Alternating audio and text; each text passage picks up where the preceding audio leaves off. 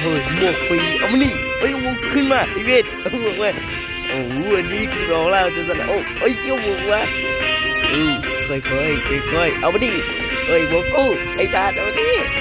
โอ้อันนี้เราแบบนี่เราจะทำโอ้ยหมวกกูเฮ้ยขึ้นมาหัวเชซอนี่ของใครอ่ะเอ้ยหมวกขึ้นมานี่นะไม่ให้อ่ะเมาอีกแล้วเอามาเอามาดิสาบูเอามาดิกองไฟเอาเอ้ยเอามานี่เฮ้ยผมขายเอามานี่เอามานี่เอานี่เอามานี่เอาโอ้ยพี่ขายเลยต้องอยู่ที่ช่องเอามานี่ไอเวนมานี่ใหม่คิมอนเหรอเอามานี่เอา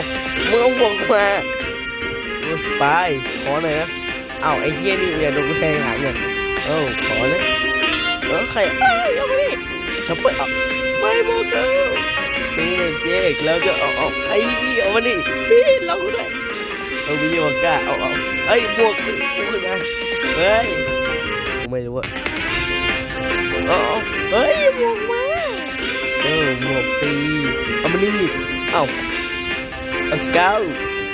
หมวกมันนี่หมวกกูอีกแล้วขอได้เฮ้ยนี่เท่ดีกันเฮ้ยหมวกมาพี่ปีศาจละขอเลยเอามาดินี่เกียร์พี่นี่กูจะดูมาดิ